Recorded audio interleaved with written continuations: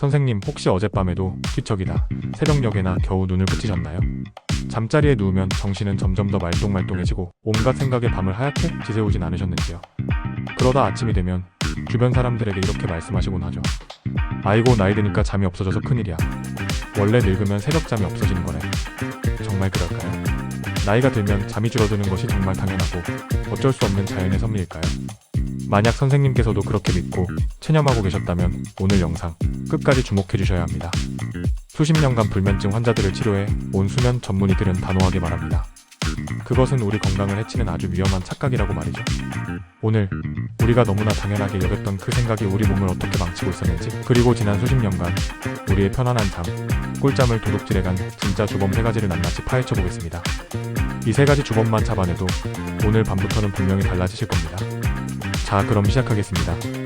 첫 번째 주범을 말씀드리기 전에 우리 몸의 수면 시계에 대한 이야기를 먼저 드려야겠습니다.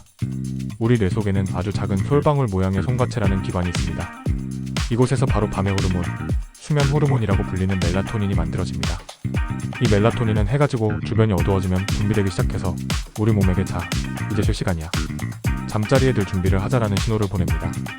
혈압과 체온을 살짝 떨어뜨리고 몸의 긴장을 풀어주면서 우리를 자연스럽게 잠의 세계로 인도하는 아주 고마운 존재죠. 그런데 안타깝게도 나이가 들면서 이 멜라토닌을 만들어내는 능력이 조금씩 떨어지는 것은 사실입니다. 20대 때 가장 활발하게 분비되다가 50대, 60대, 70대를 거치면서 그 양이 점차 줄어들죠. 그래서 많은 분들이 호르몬이 줄어서 잠이 안 오는 거구나, 이건 어쩔 수 없는 거네 하고 생각하십니다. 하지만 이것은 절반만 맞는 이야기입니다. 멜라토닌 분비량이 줄어드는 것보다 훨씬 더 중요한, 우리가 놓치고 있는 사실이 있기 때문입니다. 바로 햇볕입니다. 아니, 잠 얘기하는데 웬 햇볕 이야기야? 하고 의아하게 생각하실 수도 있겠습니다. 하지만 잠을 부르는 밤의 호르몬, 멜라토닌을 만드는 가장 중요한 재료가 바로 낮에 우리 몸이 받아들이는 햇볕이기 때문입니다. 우리 눈을 통해 들어온 햇빛은 뇌에 지금은 낮이야, 활발하게 활동할 시간이야 라는 신호를 보냅니다. 이때 우리 몸은 세로토닌이라는 행복 호르몬을 만들어냅니다. 그리고 이 세로토닌이 밤이 되면 멜라토닌으로 변환되는 것입니다.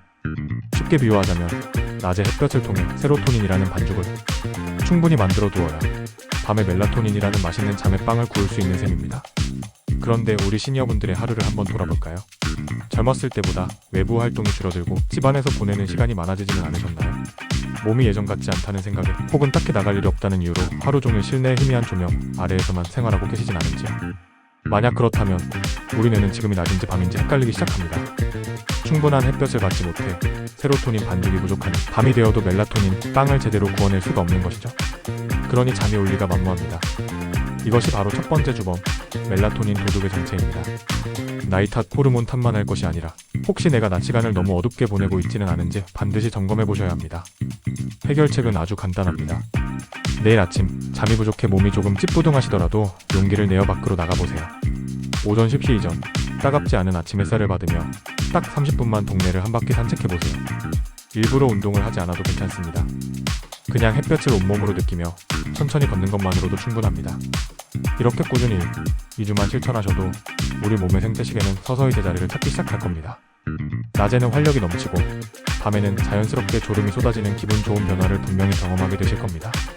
자, 이제 두 번째 주범을 만나보겠습니다. 이 두 번째 주범은 아마 많은 분들이 전혀 예상하지 못하셨을 겁니다. 바로 우리가 건강을 위해 매일 챙겨 먹는 약입니다. 나이가 들면서 혈압, 당뇨, 관절염, 심장질환 등 이런저런 이유로 약을 한두 가지 이상 드시는 경우가 많으시죠. 그런데 우리가 무심코 먹는 이 약들 중에 특정 성분들이 우리의 중추신경을 각성시키거나 수면 구조를 방해해서 밤잠을 설치게 만드는 불면증 유발자가 숨어 있을 수 있습니다. 예를 들어볼까요? 일부 고혈압 약, 특히 이뇨제 성분이 포함된 약은 소변을 자주 보게 만들어 잠을 깨우는 원인이 될 수 있습니다. 관절염이나 천식치료에 쓰이는 스테로이드 계열 약물은 신경을 흥분시켜 잠들기 어렵게 만들기도 합니다. 또 우울감이나 불안감을 다스리기 위해 먹는 일부 항우울제나 감기약에 흔히 들어있는 코막힘 완화 성분도 수면을 방해하는 부작용을 가질 수 있습니다. 심지어 우리가 피로회복이나 건강 증진을 위해 먹는 일부 영양제나 한약에도 각성 효과가 있는 성분이 포함되어 있을 수 있고요. 물론 이 약들은 모두 우리의 건강을 지키기 위한 필수적인 약들입니다. 제가 약을 먹지 말라고 말씀드리는 것은 절대 아닙니다. 여기서 가장 중요한 것은 내가 먹는 약이 수면에 영향을 줄 수도 있다는 사실을 아는 것과 반드시 전문가와 상담하는 것입니다. 혹시 최근 들어 특별한 이유 없이 불면증이 심해졌다면, 혹은 새로운 약을 처방받거나 바꾼 시점부터 잠들기가 어려워졌다면 그냥 지나치지 마시고 내가 먹는 약들을 한번 쭉 적어보세요.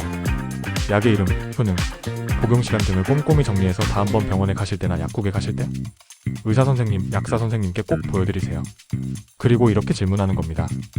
선생님, 제가 요즘 밤에 잠을 잘 못 자는데 혹시 제가 먹는 약 중에 잠을 방해하는 성분이 있을까요? 약을 먹는 시간을 저녁이 아닌 아침으로 바꾸면 좀 괜찮아질까요? 이렇게 용기를 내어 질문하고 상담하는 것만으로도 문제는 아주 쉽게 해결될 수 있습니다. 복용 시간을 조절하거나 비슷한 효과를 내면서도 수면에 영향이 적은 다른 성분의 약으로 바꾸는 등 전문가의 도움을 받아 해결책을 찾을 수 있습니다. 내 건강은 내가 챙겨야 합니다. 약 때문에 잠을 설치는 억울한 상황, 이제부터라도 끝내야 하지 않겠습니까? 지금 바로 내 약통을 한번 확인해 보시길 바랍니다. 이제 마지막 세 번째 주범입니다. 이 주범은 우리 몸이 아닌 마음속에 숨어 있습니다. 선생님, 혹시 밤에 잠자리에 누우면 온갖 걱정과 불안한 생각들이 꼬리에 꼬리를 물고 이어지지 않으신가요? 오늘 병원에서 의사가 한 말이 무슨 뜻일까? 혹시 어디 안 좋은 건가? 자식들 사는 건 괜찮은 건지, 무슨 일은 없는지, 앞으로 아프면 누가 돌봐주나, 돈은 얼마나 더 필요할까? 은퇴하고 나니 하루가 너무 허전하고 내가 쓸모없는 사람처럼 느껴져. 이렇게 잠자리가 편안한 휴식의 공간이 아니라 세상 모든 걱정을 짊어지고 씨름하는 전쟁터가 되어버리지는 않으셨는지요? 우리는 이것을 걱정 베개라고 부릅니다. 낮 동안에는 이런저런 활동을 하느라 잠시 잊고 있던 걱정들이 밤이 되어 세상이 고요해지면 마치 기다렸다는 듯이 스멀스멀 피어오릅니다. 이런 걱정과 불안은 우리 뇌를 각성 상태로 만듭니다. 마치 맹수에게 쫓기는 초식동물처럼 위험에 대비하기 위해 교감신경을 잔뜩 긴장시키는 것이죠.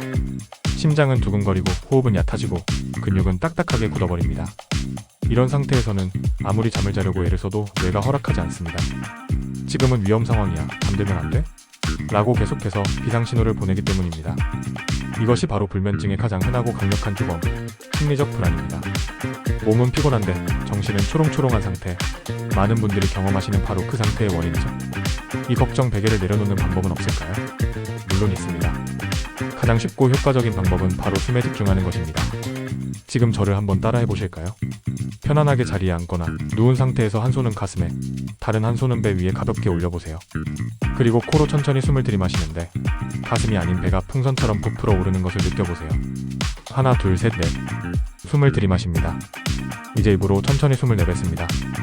부풀었던 배가 홀쭉해지는 것을 느끼면서 내 몸 안의 모든 걱정과 불안이 숨과 함께 빠져나간다고 상상해보세요. 하나, 둘, 셋, 넷, 다섯, 여섯. 다시 한번 해볼까요? 코로 넷을 세며 들이마시고 입으로 여섯을 세며 천천히 내뱉습니다. 이렇게 복식 호흡을 단 5분만 반복해도 흥분했던 교감신경이 안정되고 우리 몸은 이제 괜찮아, 편안하게 쉬어도 되라는 신호를 받아들이기 시작합니다. 잠자리에 누워 걱정이 시작될 때 아, 내가 또 걱정 베개를 베고 있구나 하고 알아차리고 조용히 내 숨소리에만 귀를 기울여보세요. 억지로 잠을 청하려 애쓰는 대신 편안한 호흡에 몸을 맡기는 겁니다. 이것만으로도 지긋지긋한 걱정의 고리를 끊어내고 평온한 잠의 문을 여는 열쇠가 될 수 있습니다. 자, 오늘 우리가 함께 찾아본 꿀잠 도둑 3명의 주범을 다시 한번 정리해볼까요? 첫째, 나이 탓인 줄 알았더니 사실은 햇볕 부족이 부른 멜라토닌 도둑이었습니다. 둘째, 건강을 위한 줄만 알았던 약 속에 잠을 깨우는 성분이 숨어 있을 수 있었습니다. 셋째, 내 몸이 아닌 내 마음속 걱정 베개가 나를 밤새 각성시키고 있었습니다. 어떠신가요, 선생님? 이제 더 이상 나이 들어서 그래라는 말로 스스로를 위로하며 괴로운 밤을 보내지 않으셔도 됩니다. 불면증은 나이 탓이 아니라 분명한 원인이 있는 문제며 그 원인을 알았으니 우리는 이제 충분히 해결할 수 있습니다. 오늘 당장 시작해보세요. 오전에 30분 햇볕 산책하기, 내가 먹는 약 목록 적어보기, 그리고 잠들기 전 5분 복식 호흡하기. 이 작은 실천 하나하나가 모여 선생님의 밤을 바꾸고 나아가 선생님의 건강하고 행복한 내일을 만들어줄 것입니다. 오늘 백행씨가 준비한 이야기는 여기까지입니다. 저희 이야기가 선생님의 편안한 밤에 조금이나마 도움이 되었기를 진심으로 바랍니다.